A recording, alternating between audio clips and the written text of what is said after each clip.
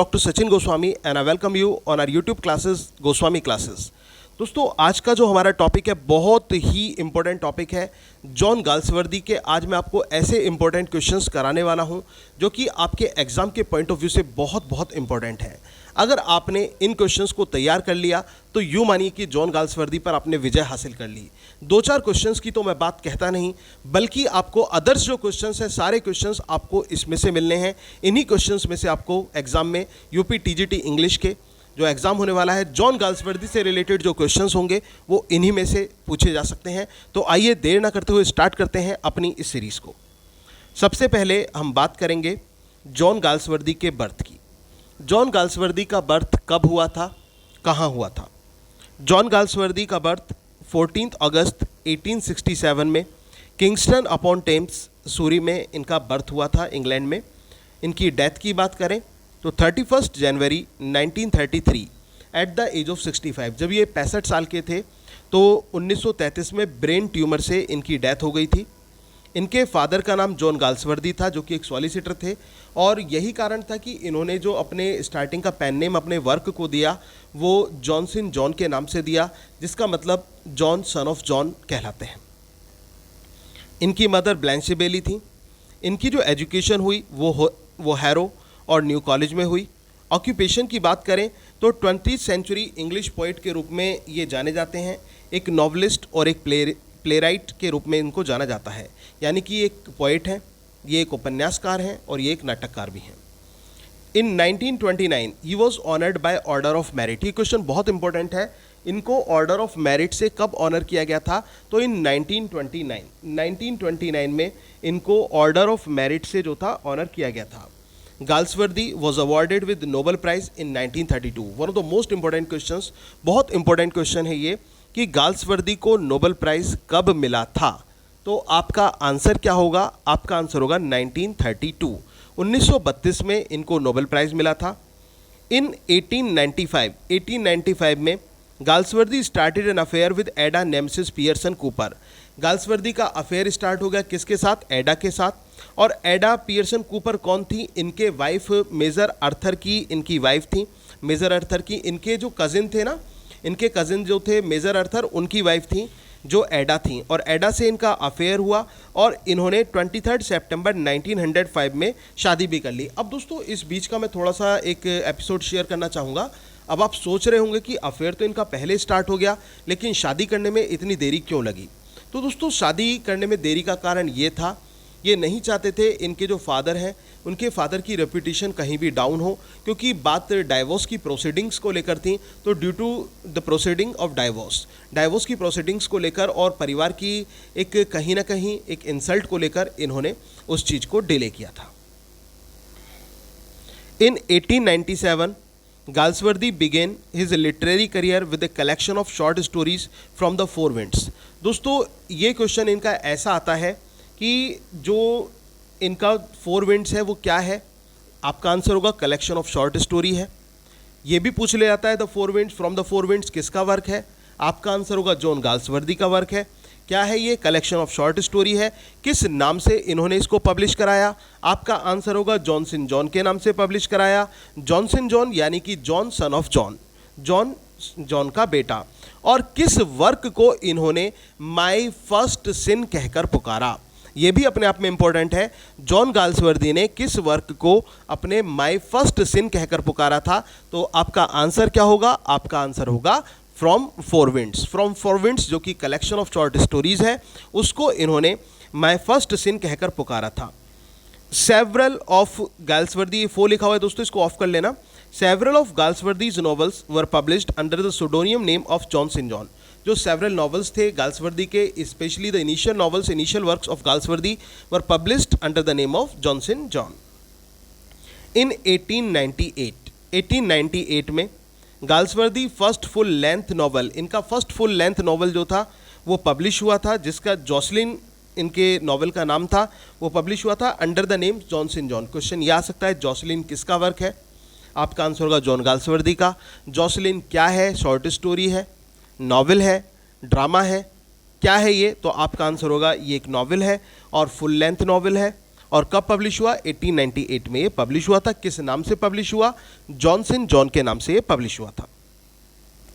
इन 1904 1904 में ही bade goodbye to his pen name and started writing under his real name. इन्होंने अपने pen name को goodbye कर दिया था और अपने रियल नेम से इन्होंने स्टार्ट किया था लिखना। ठीक है ना, जो इनका रियल नेम था जॉन गाल्सवर्दी, उससे इन्होंने स्टार्ट किया 1904 में। इनका जो प्ले है, first play silver box, publish हुआ 1906 में। ये क्वेश्चन आ जाता है, इनका फर्स्ट प्ले कौन सा है? आपका आंसर होगा द सिल्वर बॉक्स। कब पब्लिश हुआ? 1906 में पब्लिश हुआ। गाल्सवर्दी फर्स्ट सक्सेसफुल नॉवल, देखो फर्स्ट नॉवल जॉसलिन है, फर्स्ट सक्सेसफुल नॉवल की बात करें तो द मैन ऑफ प्रॉपर्टी आता है। क्या आता है? The man of property. ये पब्लिश हुआ 1906 में। Galsworthy's play Justice was published in 1910, which deals with the property of class injustice. Justice के बारे में अधिकतर ये पूछा जाता है, जस्टिस किससे डील करता है? तो आपका आंसर होगा poverty and class injustice. Poverty and class injustice की थीम को लेकर चलता है justice. Galsworthy donated the Nobel prize money to a trust मेंट for the benefit of the PEN. Galsworthy ने एक जो अपनी नोबेल प्राइज की जो मनी थी उसको इन्होंने एक ट्रस्ट को डोनेट कर दिया था। किसके बेनिफिट के लिए? पेन के लिए। पेन एक ऑर्गेनाइजेशन थी दोस्तों, लिटरेचरी ऑर्गेनाइजेशन थी पेन, अगर जो क्वेश्चन एग्जाम में आ जाए। और पेन किसकी ऑर्गेनाइजेशन थी, किसके लिए वर्क करती थी? Play right, essayist and novelist. He lived in the final 7 years of his life at बरी इन वेस्ट ससेक्स। इन्होंने अपने जीवन का जो फाइनल पड़ाव था वो वेस्ट ससेक्स में पास आउट किया था। He died with a brain tumour at his London home Grove Lodge Hampstead. ये मैंने आपको बता दिया था कि इनकी डेथ किस कारण हुई थी? ब्रेन ट्यूमर की वजह से जॉन गाल्सवर्दी की डेथ हुई थी। और कहाँ? ग्रोव लॉज हेम्पस्टेड में। His ashes were scattered to the winds according to his last wish. ये लॉस्ट नहीं है, लास्ट विश है। तो इनकी जो एशेज थी, इनकी लास्ट विश के अकॉर्डिंग उनको स्कैटर्ड कर दिया गया था। Galsworthy used to turn an old novel into a new play by changing names, shifting scenes and substituting dialogues for narrating. जो गाल्सवर्दी थे वो क्या करते थे? गाल्सवर्दी जो ओल्ड नॉवेल्स हुआ करते थे, गाल्सवर्दी क्या करते थे? वो ओल्ड नॉवल को जो है ना न्यू प्ले में कन्वर्ट कर देते थे। क्या करते थे गाल्सवर्दी? जो ओल्ड प्ले था उसको न्यू नॉवल में कन्वर्ट कर देते थे। क्या करके? बाय चेंजिंग नेम्स, नाम को चेंज करके। ठीक है ना, गाल्सवर्दी का काम क्या था? गाल्सवर्दी एक ओल्ड नॉवल को, एक पुराने उपन्यास को नए ड्रामे में कन्वर्ट कर देते थे, उसका नाम बदल देते थे। और इसका एक अच्छा खासा उदाहरण इनका आइलैंड फेरेसिस आता है, जो कि 1904 में पब्लिश हुआ।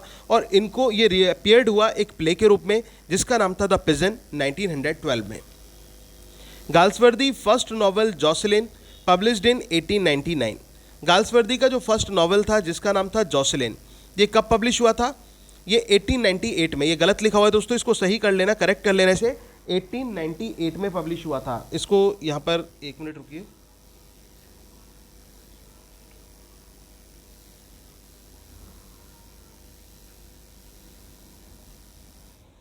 1898 में ये पब्लिश हुआ था। इसके बाद the novel the Forsyte saga was published in 1922। इनका जो नॉवल था फोरसाइट सागा वो 1922 में पब्लिश हुआ। The white monkey novel published in 1924। और इसके बाद the Forsyte saga 1922 is a series of 3 novels. जो फोरसाइट सागा है, ये क्वेश्चन आ जाता है इसमें कितने नॉवेल्स इंक्लूड किए गए हैं, तो आप याद रख लेना 3 novels plus 2 interludes, 3 novels and 2 interludes. Indian summer of a Forsyte is considered to be Galsworthy masterpiece published in 1918। जो Indian summer of a Forsyte है इसको मास्टरपीस माना जाता है गाल्सवर्दी का। गाल्सवर्दी ने ट्रिलॉजी की बात करें दोस्तों, तो गाल्सवर्दी ने 3 ट्रिलॉजी लिखी थी। 3 ट्रिलॉजी थी जो गाल्सवर्दी के द्वारा लिखी गई। पहली ट्रिलॉजी का नाम क्या था? ये फर्स्ट लिखा हुआ है। फर्स्ट ट्रिलॉजी का नाम था द फोरसाइट सागा। ठीक है ना, जो फर्स्ट ट्रिलॉजी थी इनकी ये वाली, ये द फोरसाइट सागा थी। 1922 series of 3 novels and 2 interludes. इसको अगर जो आपको तैयार करना है दोस्तों, तो इसको मैंने आसान सी ट्रिक दी हुई है आपको, टिकट के नाम से, TICAT, टिकट के नाम से इसे आप याद रख सकते हैं, बड़ी आसानी से ये याद हो जाएगा। Ticket, T stands for the man of property, I stands for Indian summer of a Forsyte, C stands for in chancery, chancery से याद रख लेना, और A स्टैंड्स फॉर अवेकनिंग, और T stands for to let. तो इनका जो ये ट्रिलॉजी है, जो फोरसाइट सागा है, इसमें हमने 3 नॉवेल्स और 2 इंटरल्यूड्स को इसमें ऐड किया है, ठीक है ना। इसमें Indian summer of a foresight ये इंटरल्यूड है, अवेकनिंग इंटरल्यूड है, बाकी 3 नॉवेल्स आपके आते हैं, ठीक है ना, जैसे टू लेट है, इन चांसरी है, और द मैन ऑफ प्रॉपर्टी है। ये इस तरह से आप इसको याद रख लीजिए टिकट के नाम से, TICAT, टिकट याद हो गया तो आपको आसानी से याद हो जाएगा ये। और आजकल तो वो किसानों का नेता भी है कोई टिकैट, उसको उससे याद दिमाग बैठा लेना, मुझे पूरा नाम तो उनका याद नहीं आ रहा, टिकैट के नाम से उनको भी जानते हैं। तो टिकैट, the man of property, Indian summer of a Forsyte, in Chancery, awakening और टू लेट, इस तरह से आप याद कर सकते हैं। फिर आता है सेकंड ट्रिलॉजी। सेकंड ट्रिलॉजी की बात करें दोस्तों तो ये सीक्वल था फोरसाइट सागा का, सीक्वल टू फोरसाइट सागा, ठीक है। अब इसको भी आप, एक मॉडर्न कॉमेडी है, इसको भी आप बड़े आसानी से इसे तैयार कर सकते हैं। इसको आप व्हाट्सएप के नाम से याद कर सकते हैं। क्या पहला जो आपने इनकी ट्रिलॉजी तैयार करी वो टिकट के नाम से याद करी, बिल्कुल आसान ट्रिक बता रहा हूँ आपको। और दूसरी ट्रिलॉजी को तैयार करेंगे तो व्हाट्सएप के नाम से आप तैयार कर लीजिए। व्हाट्सएप आप सभी चलाते हैं तो व्हाट्सएप के नाम से ये तैयार हो जाएगा। W for white monkey, A for a silent wooing, और T for the silver spoon, S for the swan song, और P फॉर पासर बाय। तो क्या हो गया, व्हाट्सएप हो गया, ठीक है ना। व्हाट्सएप के नाम से इसको आपने तैयार कर लिया। इसके बाद इनकी थर्ड एंड फाइनल ट्रिलॉजी की बात आती है। थर्ड एंड फाइनल ट्रिलॉजी को आप कैसे याद करेंगे, इसको फॉर्म के नाम से याद रख लीजिए दोस्तों, FOM, फॉर्म। पहली हमने तैयार करी टिकट के नाम से, दूसरी ट्रिलॉजी व्हाट्सएप के नाम से, और तीसरी ट्रिलॉजी फॉर्म के नाम से। बिल्कुल आसान सी ट्रिक है, बहुत आसानी से आप याद कर लेंगे। फॉर्म को flowering of wilderness, O stands for over the river, M for made in waiting, ठीक है ना, flowering wilderness, over the river और मेड इन वेटिंग। इसके बाद दोस्तों इसमें आता है 3 trilogy were published under the collective title of the foresight chronicles. जो 3 ट्रिलॉजी थी इनको पब्लिश किया गया एक कलेक्टिव टाइटल के रूप में, जिसका नाम क्या था, द फोरसाइट क्रॉनिकल्स, ठीक है ना। ये भी क्वेश्चन आ सकता है कि फोरसाइट क्रॉनिकल्स क्या था, तो आपका आंसर होगा collective title of 3 trilogy. Is that clear, आसानी से क्लियर हो गया होगा। इसके बाद दोस्तों हम बढ़ते हैं आगे। In 1994 Sulekha Dawson wrote a sequel to the Forsyte called the Forsytes saga continues. Sulekha Dawson ने एक सीक्वल लिखा था द फोरसाइट के लिए, जिसका नाम क्या दिया गया, द फोरसाइट कॉन्टिन्यूस, जिसका नाम दिया गया 1994 में ये लिखा गया था। इसके बाद दोस्तों silver, social injustice in society, ये थीम आ जाती हैं गाल्सवर्दी के प्लेस की, कि जॉन गाल्सवर्दी के जो प्ले हैं उनकी थीम क्या रही हैं। सबसे पहले हम बात करेंगे सोशल इंजस्टिस की। सोसाइटी में जो सोशल इंजस्टिस वाली थीम है वो कौन कौन से प्ले में देखने को मिलती हैं। द सिल्वर बॉक्स में हमें ये देखने को मिलती है, जस्टिस में हमें देखने को मिलती है, ठीक है, और एस्केप में ये थीम देखने को मिलती है, द फॉरेस्ट में ये थीम देखने को मिलती है, और द शो में ये थीम देखने को मिलती है। तो the silver box, justice, escape, forest और शो, इसमें सोशल इंजस्टिस देखने को मिलता है। फैमिली रिलेशन को याद करना हो दोस्तों तो आसान सा तरीका है फैमिली रिलेशंस की थीम को याद करने का, जटा याद रख लेना, ठीक है ना। फैमिली, जो थीम ऑफ फैमिली रिलेशंस है उसको जटा के नाम से याद रख लेना, JTA, जटा, ठीक है ना। जटा, J stands for joy, T stands for the fugitive, और A stands for a family man. जटा से आपको याद रह जाएगा the theme of family relations. इसके बाद दोस्तों आती है theme of problems of outcast. Problems of outcast की जो थीम है उसको आप कैसे याद रखेंगे, जो आउटकास्ट वाली जो थीम हमारी आती है इसको आप दोस्तों आसानी से याद रखेंगे PW के नाम से।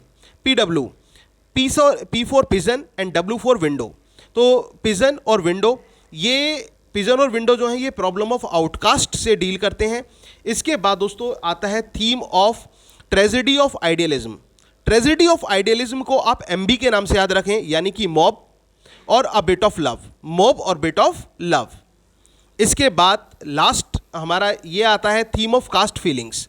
कास्ट फीलिंग्स की बात करें तो लॉयल्टीज़ इसमें आ जाता है, जो कि अप्ले है इन 3 एक्ट्स। लॉयल्टीज़ हमें देखने को मिलता है। इसके बाद स्ट्राइफ हमें देखने को मिलता है, द स्किन गेम हमें देखने को मिलता है, ठीक है। तो ये हमारे जो थीम आती है इसमें the theme of caste feeling के रूप में हमें देखने को मिलती है। अब इसके बाद he is but a poor philosopher who holds a view so narrow as to exclude forms not to his personal taste. ये किसका स्टेटमेंट है? ये गाल्सवर्दी का है. Art is the great and universal refreshment, for art is never dogmatic, holds no brief for itself. You may take it or you may leave it. तो ये किसका statement है? ये भी गाल्सवर्दी का है. Love could never come to full fruition till it was destroyed. ये Galsworthy के फ्रेटर्निटी में ये लाइन आती है. Justice is a machine, life is one long temptation. ये लाइन कहाँ आती है कि जस्टिस को मशीन के रूप में कंपैरिजन किया गया है, life is one long temptation. Galsworthy के जस्टिस में जेम्स के द्वारा बोली गई ये लाइन है. We all each others thoughts from the best of motives. ये भी गाल्सवर्दी के जस्टिस के मार्गरेट के द्वारा बोली गई लाइन आती है ये. इसके बाद waiting and waiting, that's what a woman has to do. ये गाल्सवर्दी के स्ट्राइफ में बोली गई लाइन है. वॉर इज़ वॉर, ये भी स्ट्राइफ में आती है. Masters are masters, man are man, ये गाल्सवर्दी के स्ट्राइफ में देखने को मिलती हैं. Galsworthy started his career as a novelist. Galsworthy ने अपना करियर नॉवलिस्ट के रूप में स्टार्ट किया. Galsworthy belongs to 20th century. Galsworthy जो है वो 20वीं शताब्दी को बिलोंग करते हैं. Galsworthy tragedies are called social tragedies. Most important question है. जॉन गाल्सवर्दी की जो ट्रेजेडीज हैं वो सोशल ट्रेजेडीज के नाम से जानी जाती हैं. किस नाम से जानी जाती हैं? सोशल ट्रेजेडीज के नाम से जानी जाती हैं. Galsworthy's Indian summer of a Forsyte is considered to be his masterpiece. इनका मास्टरपीस माना जाता है. Several of Galsworthy's early novels are written under the pseudonym Johnson John. इनके काफ़ी नॉवेल्स जॉनसन जॉन के नाम से लिखे गए. Galsworthy refused the offer of a knighthood. इन्होंने नाइटहुड के ऑफर को रिफ्यूज़ कर दिया था 1918 में. 1918 में इन्होंने नाइटहुड का जो ऑफर था वो रिफ्यूज़ कर दिया था. सिल्वर बॉक्स जो इनका फर्स्ट प्ले था गाल्सवर्दी का. Galsworthy was awarded Nobel prize in 1932. और इसके बाद दोस्तों ये भी बहुत इंपॉर्टेंट है, द डार्क फ्लावर किसका वर्क है? जॉन गाल्सवर्दी का है. और कैसा नॉवेल है? लव नॉवेल है. The lower class was represented in Galsworthy's fraternity. जो लोअर क्लास है उसको किस प्ले में रिप्रेजेंट किया गया? फ्रेटर्निटी में रिप्रेजेंट किया गया. Galsworthy's novels are chiefly occupied with effect of class traditions upon society. Galsworthy के जो नॉवेल्स हैं वो चीफली ऑक्यूपाइड हैं, वो किस में? क्लास ट्रेडिशंस के बेस पर. जॉसलिन क्या है? जॉसलिन इनका फुल लेंथ नॉवेल है दोस्तों. और Galsworthy the country house represents the upper house. Galsworthy का जो कंट्री हाउस है ना वो किस चीज़ को रिप्रेजेंट करता है? अपर हाउस को रिप्रेजेंट करता है, अपर क्लास को, sorry. The Forsyte saga is considered masterpiece of Galsworthy. इनका मास्टरपीस माना जाता है गाल्सवर्दी का Forsyte saga. Loyalties is the finest of Galsworthy's late dramas. Question पूछा जाता है गाल्सवर्दी के लेट ड्रामाज में कौन सा फाइनेस्ट वर्क है? तो आपका आंसर होगा loyalties. The influence of class is depicted in loyalties. जो क्लास का इन्फ्लुएंस है वो किस में डिपेक्ट होता है? वो डिपेक्ट होता है लॉयल्टीज में. गाल्सवर्दी इज ए रियलिस्ट बहुत माइन्यूट एंड डेलिकेट. ये गाल्सवर्दी के बारे में कहा जाता है विच राइटर इज रियलिस्ट बहुत minute and delicate. Answer will be Galsworthy. The little man written by Galsworthy is a one act play. जो लिटिल मैन है जो कि गाल्सवर्दी ने लिखा है ये वन एक्ट प्ले है. If you don't think about future you can not have one. ये गाल्सवर्दी के स्वान सॉन्ग में आती है line. Mute scene and trial scene occur in the play. Justice, mute scene और ट्रायल सीन जो है ये जस्टिस में हमें दिखाई पड़ते हैं. Law is what it is, majestic, edifice, sheltering all of us. ये जस्टिस में जज के द्वारा बोली गई लाइन है. The little of the play, the title of the play justice is ironical. ये लिटिल की जगह टाइटल कर लेना दोस्तों इसे. Title of the play justice is ironical. जो टाइटल है जस्टिस का वो कैसा है? वो आयरॉनिकल है. Justice shows the problem of English legal system. जो जस्टिस है वो किसकी प्रॉब्लम को दर्शाता है? जस्टिस रिप्रेजेंट करता है इंग्लिश लीगल सिस्टम की प्रॉब्लम्स को. Galsworthy play strife deals with the subject of labour disputes. Galsworthy का जो प्ले स्ट्राइफ है उसमें लेबर डिस्प्यूट को रिप्रेजेंट किया गया है. इसके बाद Galsworthy silver box deals with inequality of justice. Inequality of justice से गाल्सवर्दी का कौन सा प्ले डील करता है? आपका आंसर होगा the silver box. Harold Cleaver is a government council in Galsworthy's justice. Harold Cleaver एक गवर्नमेंट काउंसिल है, कहाँ पर? गाल्सवर्दी के जस्टिस में. A modern comedy is Galsworthy's own sequel to Forsyte Saga. Galsworthy was elected as the first president of Pan International Literary Club in 1921. ये pan जो international literary club था उसके president के रूप में भी गाल्सवर्दी हमें देखने को मिलते हैं। और the foresight women 1949 is a film adoption of Galsworthy the Forsyte saga. ये इंपॉर्टेंट है, जो फोरसाइट वुमेन है जो कि एक फिल्म है 1949 में बॉलीवुड की फिल्म है, ये एक अडेप्शन है गाल्सवर्दी के फोरसाइट सागा का। इसके बाद दोस्तों ये आता है इन 1988 में फिल्म अ समर स्टोरी। जो समर स्टोरी है ये किस पर बेस्ड है, तो गाल्सवर्दी के एप्पल ट्री पर बेस्ड है summer story. Indian author Munshi Premchand translated Galsworthy's 3 act play justice in Hindi as Nyay in 1930। Most important question कि इंडियन ऑथर रहे हैं मुंशी प्रेमचंद, उन्होंने गाल्सवर्दी के 3 एक्ट प्ले जस्टिस को हिंदी में ट्रांसलेट किया था न्याय के रूप में 1930 में। John Barthwick a liberal MP is a character in the silver box. जो जॉन बार्थविक का कैरेक्टर है वो हमें कहाँ देखने को मिलता है, सिल्वर बॉक्स में देखने को मिलता है। The silver box refers to a cigarette box. Silver box किसको रेफर किया गया है, एक सिगरेट बॉक्स को रेफर किया गया है silver box. Galsworthy described his play loyalties in the following words. Galsworthy ने अपने प्ले लॉयल्टीज को इन शब्दों में डिफाइन किया है। The only play of mine which I was able to say when I finished it no manager will refused it. ये मेरा एकमात्र ऐसा नाटक है जिसको मैं किसी मैनेजर के सामने प्रेजेंट करूंगा, जब ये कंप्लीट हो जाएगा तो कोई भी इसको मना नहीं करेगा इसको पब्लिश करने के लिए। तो ये लॉयल्टीज को लेकर कहा था इन्होंने। Galsworthy died from a brain tumour at his London home Grove Lodge Hampstead in 1932। तो गाल्सवर्दी की जो डेथ थी वो किस कारण हुई थी, वो ब्रेन ट्यूमर की वजह से हुई थी।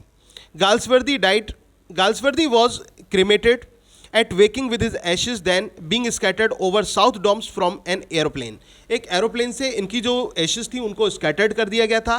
Let me try to culminate any bias and see the whole thing should an empire of those pure things in white coats past all the prejudices। ये किसका स्टेटमेंट है दोस्तों, ये गाल्सवर्दी का स्टेटमेंट है। तो ये थे जॉन गाल्सवर्दी के मोस्ट इंपॉर्टेंट क्वेश्चंस जो आज मैंने आपको बताए, और एग्जाम्स में से आपके इन्हीं पॉइंट्स में से फंसने वाले हैं दोस्तों क्वेश्चंस। तो आप इनको अच्छी तरह से तैयार कर लीजिए और उम्मीद है कि आपको वीडियो अच्छी लगी होगी। अगर आपको वीडियो अच्छी लगी हो तो प्लीज़ वीडियो को लाइक, शेयर और कमेंट ज़्यादा से ज़्यादा करें। Thank you very much. अगर आपने चैनल को सब्सक्राइब भी ना किया हो तो दोस्तों चैनल को सब्सक्राइब जरूर कर लें और लेटेस्ट अपडेट के लिए बेल आइकन को भी प्रेस करना ना भूलें। Thank you very much. Yours doctor Sachin Goswami.